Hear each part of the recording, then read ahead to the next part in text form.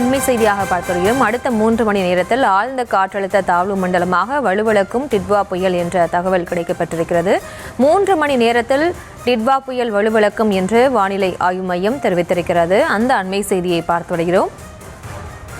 விவரங்களோடு இணைகிறார் முதல் செய்தியாளர் வெங்கட்ரமணன். வணக்கம். வானிலை நிலவரம் என்னென்ன விஷயங்களை கொடுத்திருக்காங்க, விவரங்களை வழங்கலாம்.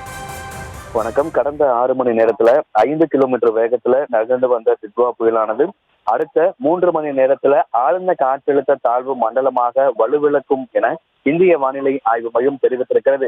தற்பொழுது புயல் கரையை தொடுவதற்கு முன்னதாகவே ஆழ்ந்த காற்றழுத்த தாழ்வு மண்டலமாக வலுவிழக்கும் என இந்திய வானிலை ஆய்வு மையம் தெரிவித்திருக்கிறது. தற்போது சூழலை பொறுத்தவரைக்கும் கடந்த 6 மணி நேரத்துல 5 கிலோமீட்டர் வேகத்தில் இந்த புயல் நகர்ந்து வருகிறது.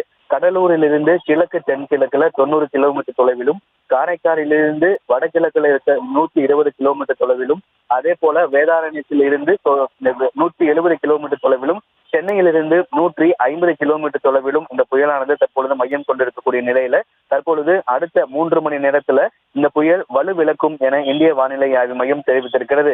வட தமிழ்நாடு தொடர்ந்து இது வட தமிழ்நாடு புதுச்சேரி கடற்கரைகளுக்கு இணையாக கிட்டத்தட்ட வடக்கு நோக்கி நகர்ந்து அடுத்த 3 மணி நேரத்துல ஆழ்ந்த காற்றழுத்த தாழ்வு மண்டலமாக பலவீனம் அடையும் எனவும், தொடர்ந்து இன்று நள்ளிரவுக்குள் வடக்கு தமிழ்நாடு மற்றும் புதுச்சேரி கடற்கரைகளிலிருந்து குறைந்தபட்சம் 30 கிலோமீட்டர் தூரத்திற்குள் தென்மேற்கு வங்கக்கடல்ல மையம் கொண்டிருக்கும் எனவும் வானிலை மையம் தெரிவித்திருக்கிறது.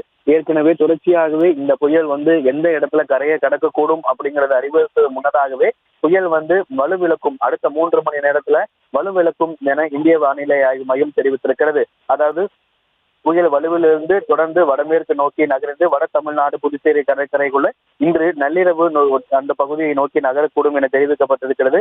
மழை குறைந்து இருந்தாலும் வட கடலோரம் ஒட்டியிருக்கக்கூடிய மாவட்டங்கள்ல இன்று இரவு முழுவதும் நாளை அதிகாலை வரை காற்றினுடைய வேகம் அதிகமாக இருக்கும். அதே போல கடல் அலைகளும் சீற்றமாக காணப்படும். தற்பொழுது தொடர்ந்து மணிக்கு இந்த புயல் கடந்த 6 மணி நேரத்துல 5 கிலோமீட்டர் வேகத்தில் நகர்ந்து வரக்கூடிய நிலையில அடுத்த 3 மணி நேரத்துல ஆழ்ந்த காற்றழுத்த தாழ்வு மண்டலமாக வலுவிழக்கும் என இந்திய வானிலை ஆய்வு மையம் அதிகாரப்பூர்வமாக தெரிவித்திருக்கிறது. விவரங்களுக்கு நன்றி வெங்கட்ரமணன்.